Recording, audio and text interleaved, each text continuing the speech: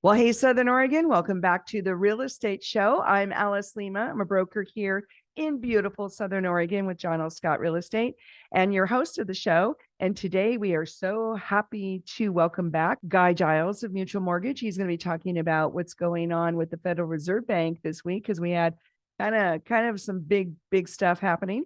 And then Brad Bennington is also joining Guy Giles. He's from Southern Oregon Builders Association. He's going to be talking more about construction in Southern Oregon and also the home show, which is going on right now at Jackson County Expo. So we're pretty excited to have both Brad Bennington and Guy Giles coming into the studio here in just a quick minute.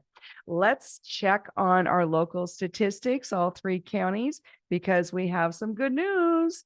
Jackson County this week, year over year prices are up 12% in the residential market. The average single family home in Jackson County this week costing $554,927. The number of solds in Jackson County year over year are down, however, and they're down 20% from this time last year. We had 42 closings on SOMLS in the residential market in Jackson County this week. The number of listings in Jackson County is up year over year, 16%. We had 728 active listings on SOMLS this week. Yay for Jackson County. Josephine County also has some good news to report.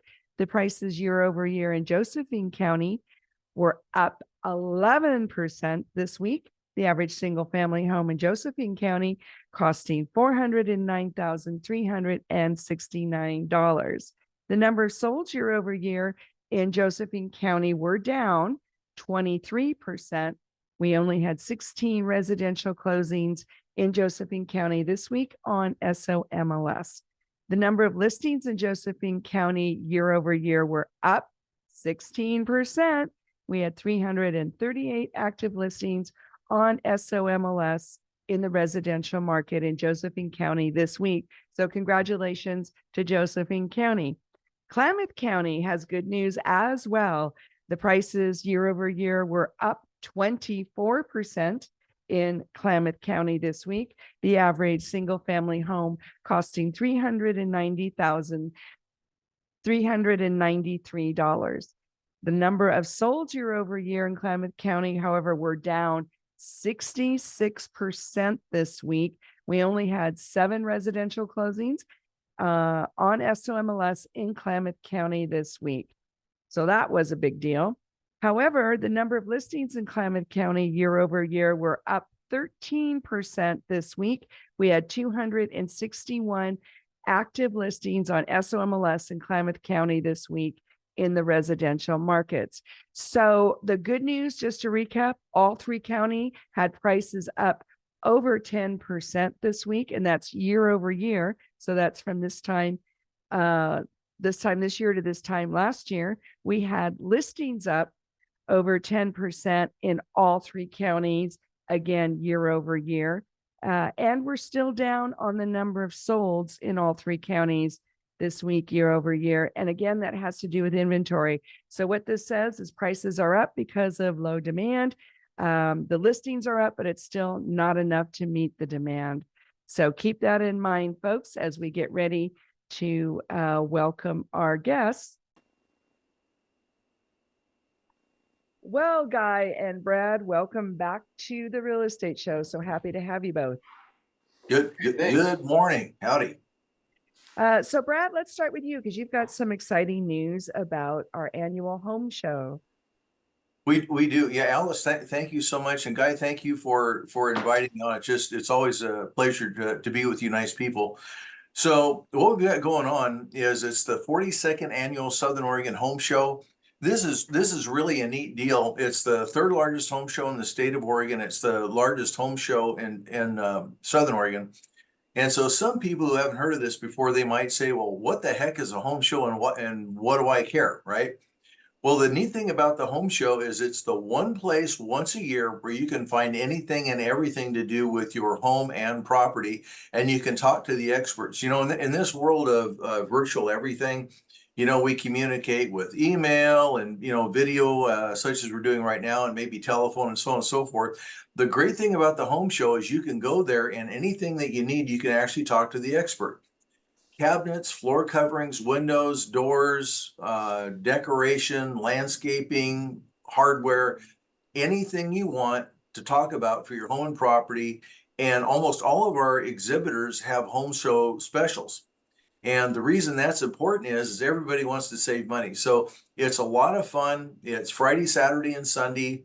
We've got live music. We've got food trucks. We've got, don't tell anybody, but we've got a beer garden and with adult beverages.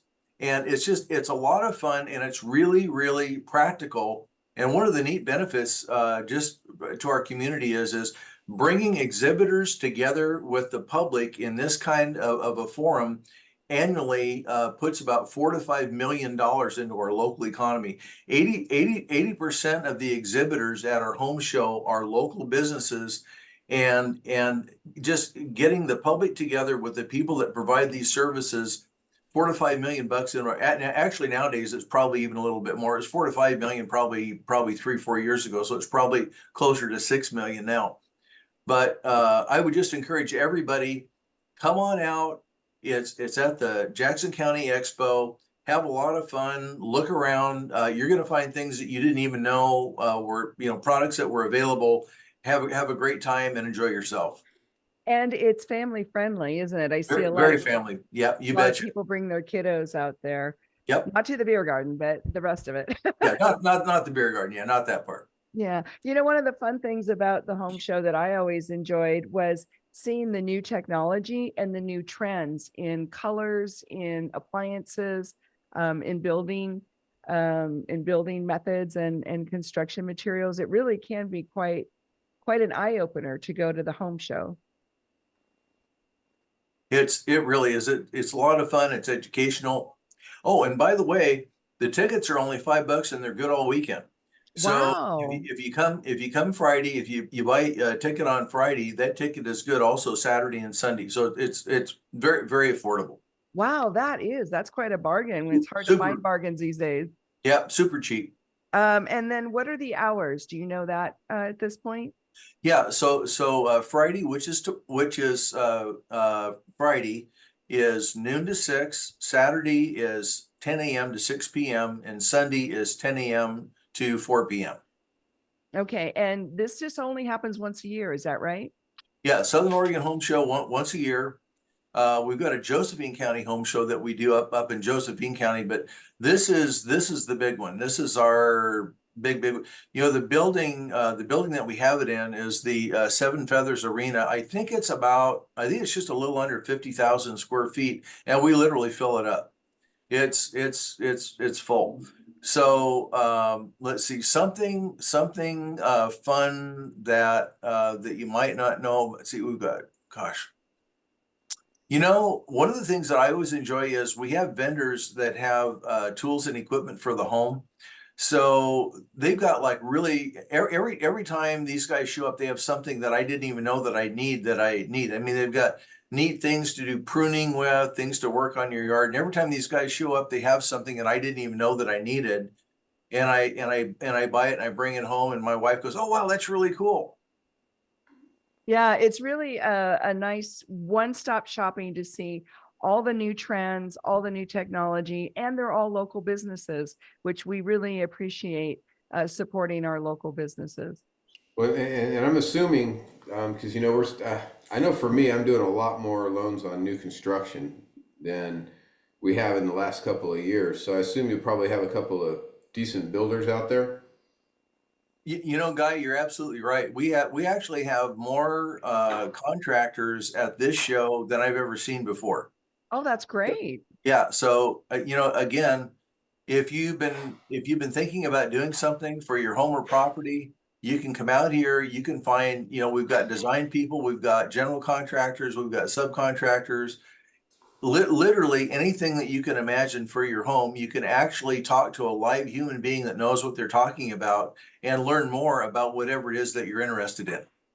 Well, I'll tell you what, this Scott Owens that I found not that long ago, he's been doing a great job also. So he's Is he a built some. contractor? Yes, yeah. He's anyway gonna meet with some of my clients next week and met some other ones last week. So really good guy, and all the rest of them I'm sure are just as good. Well, and Brad, can you remind our Maybe listening not audience as. again, how many millions of dollars does this bring into our community? So back in the day, this event brings in $4 to $5 million, and this is going back a few years when we did a study with inflation and adjusted for 2024, probably closer to $6 million that this event brings into our economy by getting people that need products and services put together with the exhibitors that provide the products and services. It's just it's just kind of miraculous how the whole thing works. It's people literally 200 exhibitors, and you just walk along and, oh, what about this, and oh, what about that, and it's fun, it's educational, and if you actually need something, and this to me this is one of the best benefits, you can actually talk face to face with somebody that actually knows what the heck he's talking about. And you'll have, you can come away with ideas that you didn't even know were available for your home. Most of the, in this day and age, most of these exhibitors have big screen TVs in their booths, and Oh, nice. they can literally show you examples of things that you're interested in, and things that you might want to talk about. Well, the home show is happening right now this weekend, Jackson Right. County Expo. We're talking to Brad Bennington, Southern Oregon Builders Association, and also Guy Giles today of Mutual Mortgage. We are going to have to take a quick break, but do not touch that dial because we've got lots and lots of great information from Brad Bennington of the Builders Association and also Guy Giles from Mutual Mortgage. We want to say thanks to John L. Scott, Ashland and Medford, Guy Giles, and also our local Rogue Valley Association of Realtors. We'll be right back after a quick word. Well, hey, Southern Oregon, welcome back to the Real Estate Show. We're so happy to have in the studio today Brad Bennington of Southern Oregon Builders Association and also Guy Giles of Mutual Mortgage. And before we get back to chatting with Brad, Guy, let's check in with you and have you bring us up to speed about what's been happening in the market and also with the Federal Reserve Bank. We had kind of a big week this week, didn't we? Yeah, they're talking a lot about, it's right now. We really thought that they'd be lowering rates.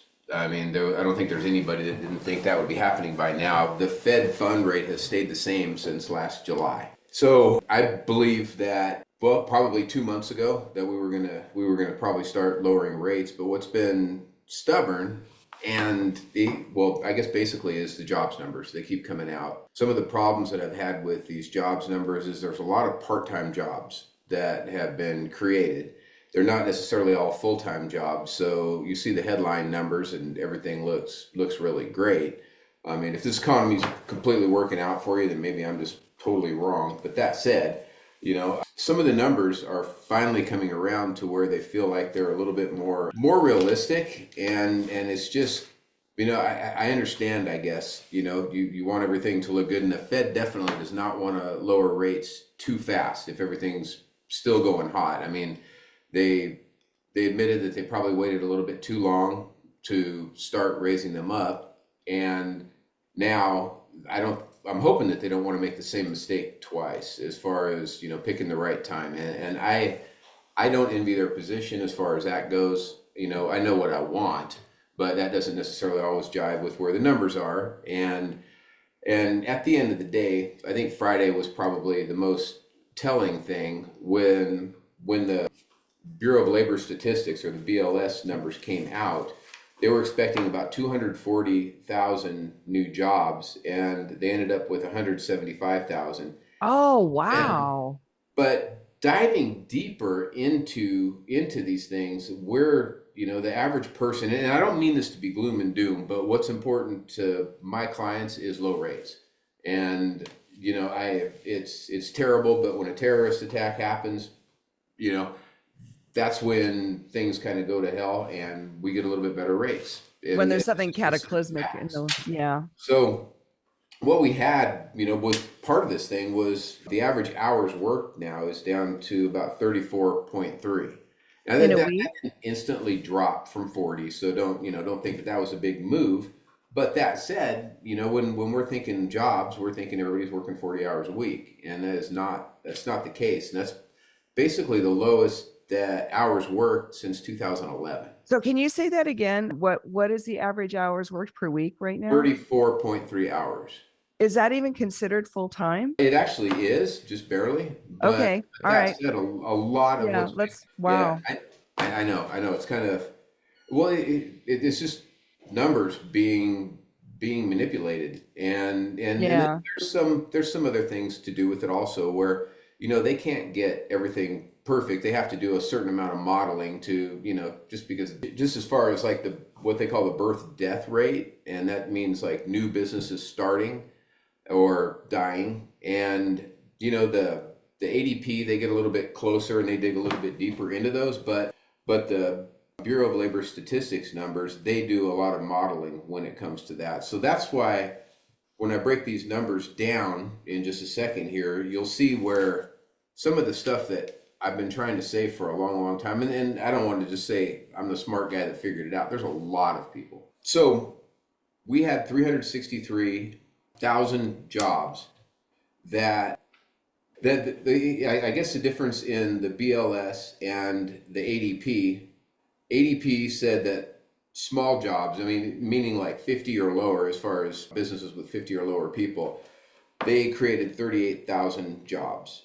Well, BLS said that there was 363,000 new jobs. So wow, that's a big difference. there's that big of a difference if ADP is actually digging in and seeing what jobs are created, and the BLS is just using modeling to come up with these numbers. So Gotcha. if you take the fact that we had 175,000 new jobs and you reconcile the difference in those two numbers, we really lost 150,000 jobs. I've worked too much in dollars. We actually lost 150,000 jobs rather than gaining 175. If you subtract out just their computer modeling and reconcile that a little bit with what's going on in real life with the ADP numbers. So, I mean, and again, they were expecting about 240,000 jobs. And if you take what they were expecting, we're probably more like 240,000 jobs off as far as like lower from what they were actually expecting. I know that's a lot of different data, but really at the end of the day, these numbers are just some of them seem really fake and some of them are not, and I think they're having to get a little bit more real about them now. So when the number of jobs created is lower than expected, how does that help or hurt our situation with the Federal Reserve? Well, a lot of it has to do with investors and where they want to put their money. So you can make a quicker buck in the stock market, if it's going crazy. And when the stock market hears that there's lots of jobs and everything's going great, people invest money into there. And when they get a little bit more scared, when the economy isn't doing quite as well, then they might say, hey, look, I'm not going to get quite that return on my money, but I'm going to invest it for 30 years, and buy mortgage-backed securities, or, the things that we trade on as far as our home loan rates. So I always feels a little counter because I want to root for the country and I want people to have jobs. But, at the end of the day, we just want real numbers. And when there's a lot of computer modeling going on and the data comes out the same time as people that are actually ADP, they're the ones that are doing the payroll. So they know, what ones were created and what ones were not. And they break it down in between, different size companies. So when we say there's 363,000 jobs and it's a computer model, but then you have the guys actually writing the checks, not writing the checks, but processing the checks, saying that there was 38,000 new jobs, you got to scratch your head at some point. And I don't, anyway. But that right there is a possible explanation for why many of us that are working and living in the economy are not feeling buoyant or hopeful or like things are okay. And there's been kind of an ongoing debate about why does everybody feel bad if the numbers are so good? You know, we have this debate going every quarter about the financial numbers, the inflation numbers, and the reaction of the working people. No, it's absolutely true. And So that would be an explanation, is they're using projections for a model versus the actual payroll numbers from a company like ADP. yeah. So there's the projection numbers, and then there's also the fact that they've created a lot of part-time jobs, and Right, that gets right. counted like a full-time job. And I think people are finally getting to the point where they're realizing it. And I had a couple come in here yesterday to talk about a refinance, and she said she just paid over $6 for a box of crackers. I don't know what kind of crackers they were, if they came with meat or what, but that seemed a little steep, and that's what people seem to be talking about. Yeah. Well, hamburgers $5 or $6 a pound. So yeah, it's pretty pricey out there just for the general goods. So when you get applicants for buyers, are you seeing that they also have additional jobs? Are you still getting one job applicants? Are you starting to see more part-time jobs? And how do lenders treat part-time jobs?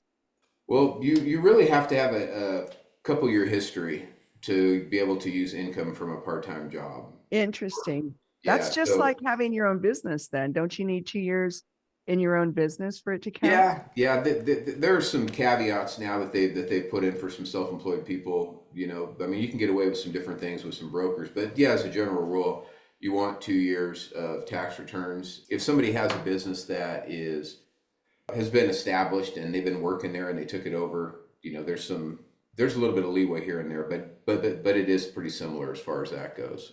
Wow, that's so interesting. Who would have thought that a part-time job might be treated the same or similar as being self-employed?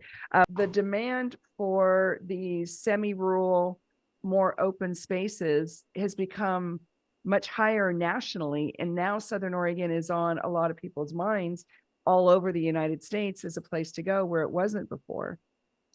No, and something that I think about every time I'm talking to, you know, somebody from, you know, like there's obviously a lot of land in Texas, but there's not a lot of mountains and woods. And this is it's a rare place. And I think people are always going to want to come here, no matter where they're from. We just have a little bit of everything. And We're talking to Guy Giles, Mutual Mortgage. We also have Brad Bennington from Southern Oregon Builders Association in the house. We do have to take a quick break. Please stay with us. We've got more great updates from Guy Giles of Mutual Mortgage, and got Brad Bennington from Southern Oregon Builders Association talking about the home show this weekend.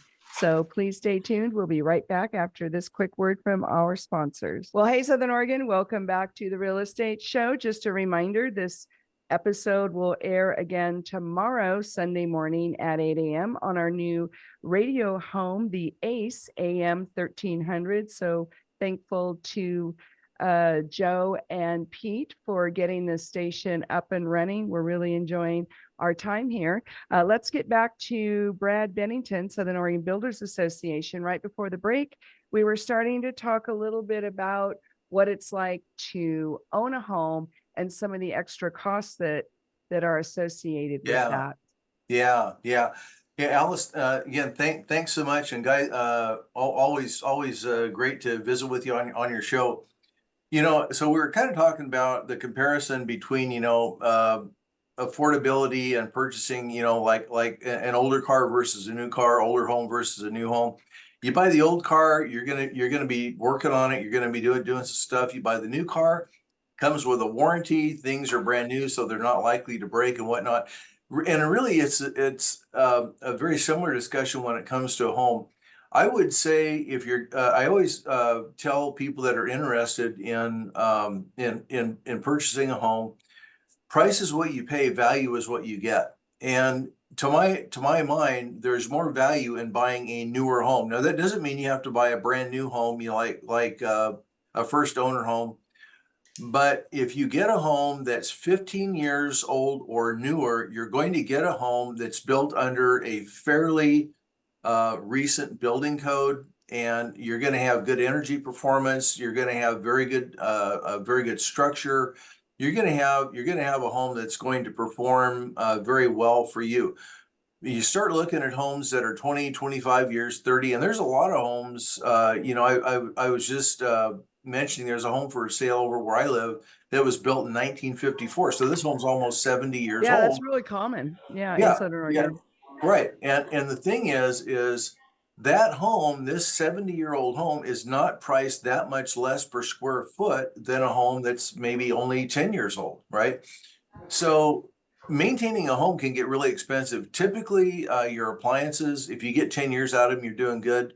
And when I say appliances, I don't just mean your washer and your dryer, your dishwasher, your water heater, your air conditioner, your condenser, and I mean, literally the valves and the fixtures on your sinks. I mean, those things require maintenance.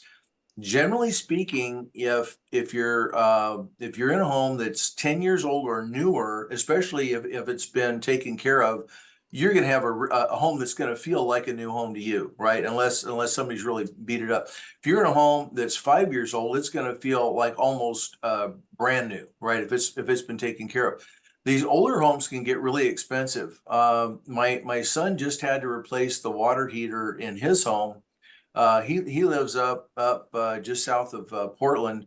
His water heater was located up in the attic. Now I remember you used to be able to go down to Grover's and buy a water heater for like $150, right? 150 Yeah. bucks. It cost him $2,000 to replace his water heater. Why? It was a gas water heater. It was up in the attic. So the old, they had to unhook it, drop it down through the attic and whatnot. So these are things that really need to be considered if you're going to buy an older home. Just remember that you're going to have to set aside, if you buy an older home, like again, 20 years or older, you need to set aside a budget for maintenance, because I'm just telling you, it's not, things are not as affordable as they used to be. Inflation is taking a heavy toll on our contractors as far as labor and materials, and they have nowhere to pass those on except to the consumer. So when it cut, like for instance, I remember you used to be able to do an HVAC in and out on a house for $3,000. Yeah. That job that used to be $3,000 is now $8,000 to $10,000 to go in or more, depending on what kind of application that you're going to Yeah, use. and how big the space is. Yeah.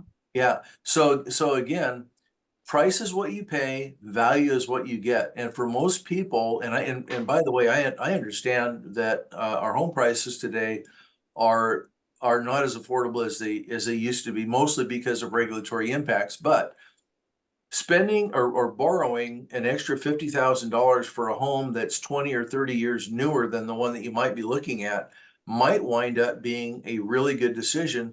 And here's one other reason why it might be a good decision.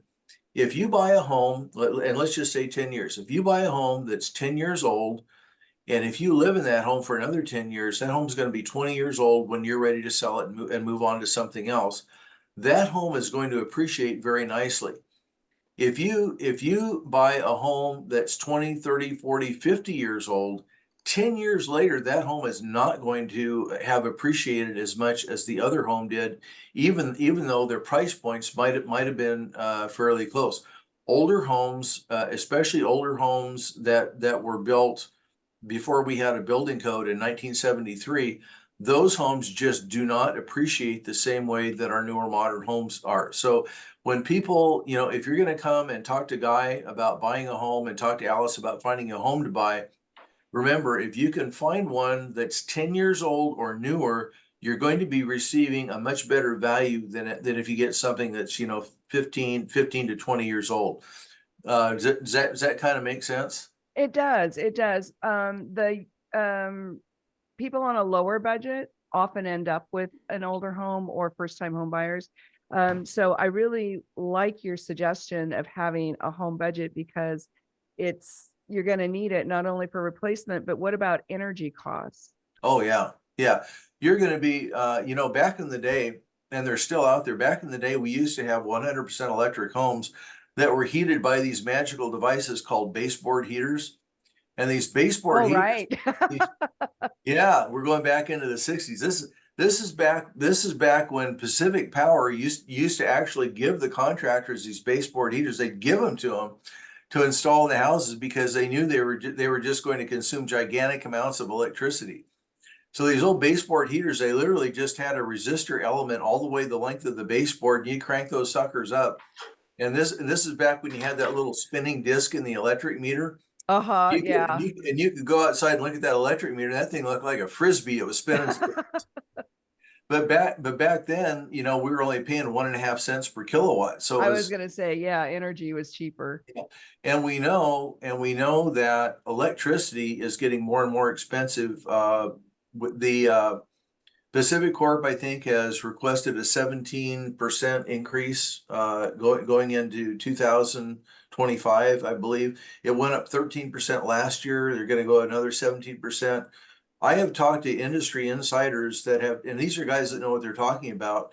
They expect the cost of electricity to increase 300 to 500% within the next 7 years. Why? Do you really want to know? Especially in the Pacific Northwest. That Do doesn't you make really want sense. to, Alice? Do you really want to know? Well, yeah. We all They're do. pulling out. We all want to know the facts. I think they're pulling out a big, I was just hearing about New Hampshire this last week where they're Yep. pulling out their big coal-fired, Yep. they're servicing over a million people. You're And exactly right, Guy. you're going to go to something that's maybe 30-40% efficient. That's what you're replacing it with. And, Yeah. I'm all about the green thing. I'd rather have, whatever. But pulling out every dam that we have ever put up, taking away hydro, I think that's pretty clean energy. If they don't add nuclear or something in, maybe you could get a good generator down there at the home show if you can get propane to run. Yeah. So electricity consists of three things: generation, transmission, and distribution. And we don't have near enough of all those three things, but it's okay because we have natural gas, and natural gas is a big factor in most of the energy equation here in the Pacific Northwest. But what Guy said is absolutely right. So a few years ago, we took the Boardman plant offline here in Oregon, which was producing about 37% of the power in the whole state. That was a 550 megawatt plant that they took offline. Wow. So where are we getting all the power that Boardman used to produce? And the answer is the power sources that used to be our reserve, in other words, where we used to get our power if there was an interruption or a problem, well, that's now become our primary source, which means we're paying market rate for all that power to have it shipped into Oregon. So our legislators basically made the EPA requirements so high that they couldn't operate Boardman any longer, so they had to shut it down. So now we're buying power out of state at inflated rates. And also, the other thing which is really sad is that every solar farm and every wind farm that you see, the only reason they're there is because of heavy government subsidies. So the cost of those are really borne by the ratepayers, which is why the further we go into the future, the more this electricity is going to cost. All of those solar panels and all those windmills are all revenue negative. So every one of those that comes online raises the cost of electricity. Okay, so we're going to have you back because that's a whole nother show by itself, because a lot of us assumed that we were energy positive with our alternative systems. But circling back to the cost of the home, the older home sometimes is the only option for some people. And we have quite a few of them, here in Southern Oregon. We do. Yeah, and it has to do, I think, with the building codes. Well, and then the trade-off is maybe a little bit bigger yard if you get an older house. So there might be a little, I think depending on what your family needs are, we can talk more later, but that's. Okay, we've got a quick break coming up. We're talking to Guy Giles of Mutual Mortgage and Brad Bennington, Southern Oregon Builders Association. We'll be right back. We're going to talk more about energy, home building, and the home show coming up this week. Don't go away. Well, welcome back to the Real Estate Show, folks. We're talking to Guy Giles of Mutual Mortgage and Brad Bennington, Southern Oregon Builders Association. And right before the break, Brad, we were starting to talk a little bit, not only older homes, but building codes. Yeah. Howdy, just pleasure to be with you. So, this makes a natural, nice dovetail back to our home show, because when we're talking about older homes, that were built before Oregon had a building code in 1973. Most of these older homes you can successfully remodel them, especially if you get a good contractor that knows how to work on these older homes, and they can be very successfully done. You know, again, we've got some really nice neighborhoods in what they call Old East Medford, where these older homes are, Yeah. where you can get a nice backyard. I think Guy mentioned something about having you know, a nice lot, a nice backyard.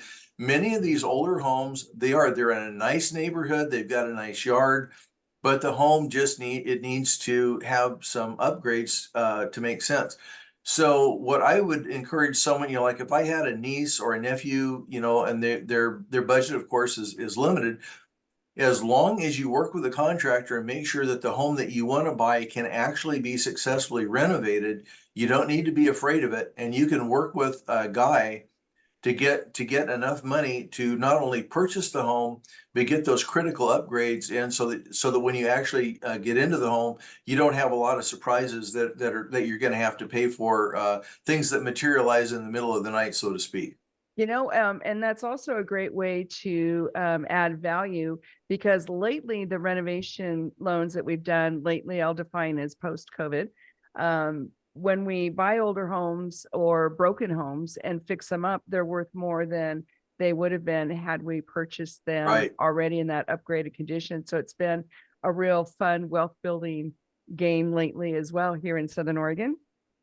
Yeah, yeah. So foundations are critical. So, you know, one of the things, especially in East Medford, that you want to be really careful of is the condition of the foundation with regard to the site. There's some soil conditions that you want to be aware of.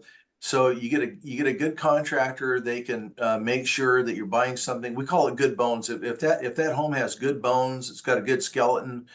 You can do the updates that you need and have something nice when you're done with it, that, as you suggested, actually has more value. So, but don't buy something that's going to be a money pit. If you're looking at something that you're thinking about, make sure you get a professional to look at it, so that you get an experienced set of eyes to give you a good idea of how successful that's going to be. Which, by the way, is a great segue into our Southern Oregon Home Show, which is going on today. It's the one place once a year with everything for your home and property. You can talk to the experts face to face. You know, you can show them a picture of this house that you're thinking about buying, doors, windows, anything and everything for your home. And oh my goodness, it's just a lot of fun. Yeah, and there's so many more vendors this time, right, Brad? It's packed. Yeah, it really is. I don't really know how to, you know, explain it any better than this, but I think this building is about 50,000 square feet, and I mean, it's packed. We don't have any more space for anything. It's absolutely full of vendors, exhibitors, with everything for your home and property. One of the things that I always appreciate is I like the landscape guys, the guys that do the hardscape, you know, that build all the cool landscape features. I always enjoy looking at those, and then my wife says, "Well, why can't you build something like that?" And you know, it's like, why can't you pick up, you know, 30,000 pounds of rock and stack them up really nice? You know, and I laugh about that, but it really is. So older homes, more affordable, but again, price is what you pay, value is what you get. Work with professionals. Guy can set you up with the loans that you need, but just make sure when you buy something that you're seeing the whole picture. You're not just, when you buy an older home, you're not just buying the older home, you're also committing to the maintenance of that home, and those maintenance costs sometimes can be significant. Yeah. So Guy, on a renovation loan, some of these older homes need a new roof or a new furnace, something like that. How does that work? Well, we just factor it in, and basically the appraiser will appraise it kind of like a construction loan, like it's already done. So whatever upgrades, we'll get a couple bids, you know, find out what it's going to cost to do that, and we'll factor in that final price of what that house is going to be worth. And it is just a great resource to be able to, you know, to get a couple of those upgrades, you know, up front.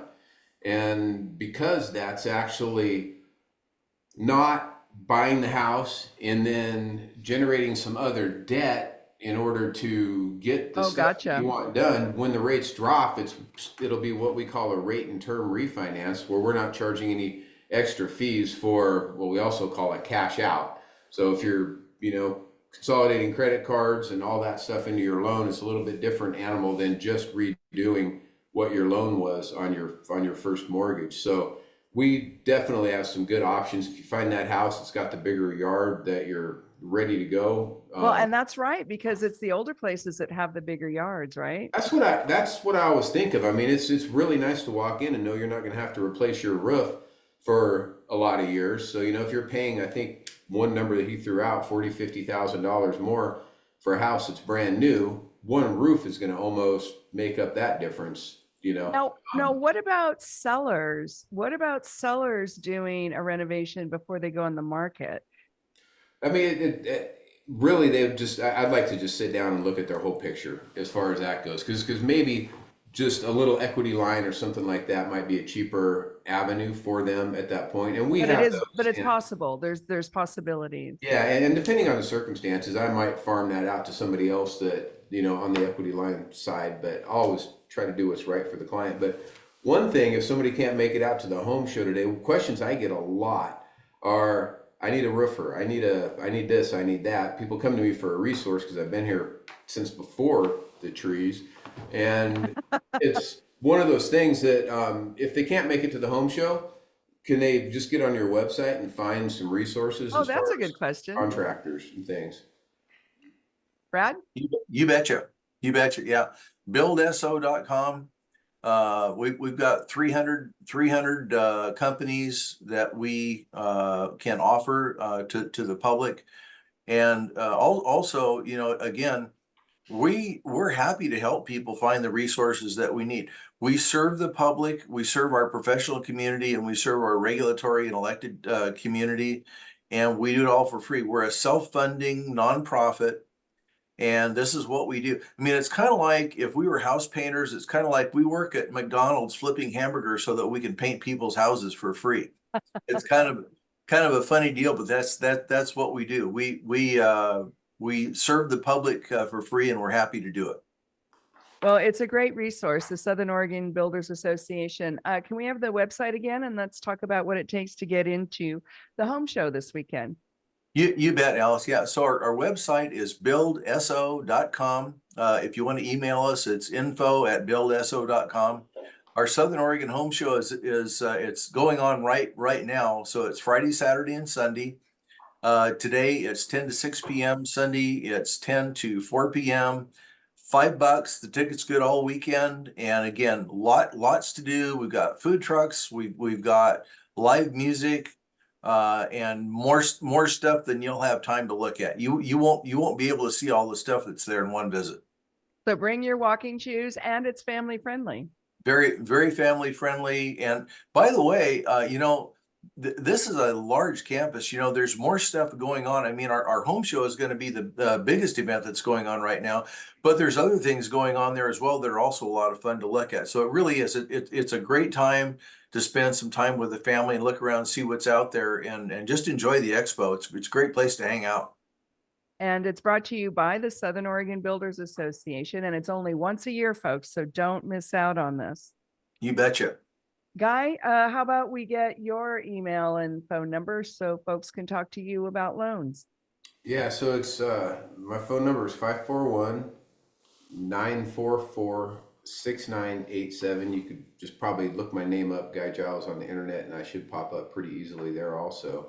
But ggiles@mutualmortgage.com. Seems kind of long, so you can just call me or text me, and I will answer my phone or get right back to you. And that's G Giles, Giles. Yes. Not everybody knows how to spell that. That's true. So, But anyway, yeah, the home show is always fun. I always try to make it down there for a couple hours every time if I'm not actually in it. And I just unfortunately didn't have time this year. no, it's going to be a great event. We're all going to stop by and visit our local contractors. So please, it's happening right now. Today, Saturday, it'll be on from 10 to 6. Sunday, it'll be on from 10 to 4. As Brad said, it's more than you can see. We've got a great vendor turnout this year, and it's only $5. $5. You can't beat it. You can't beat it. Well, folks, that's all the time we have for this week for the Real Estate Show. I'm Alice Lema, a broker here in Southern Oregon.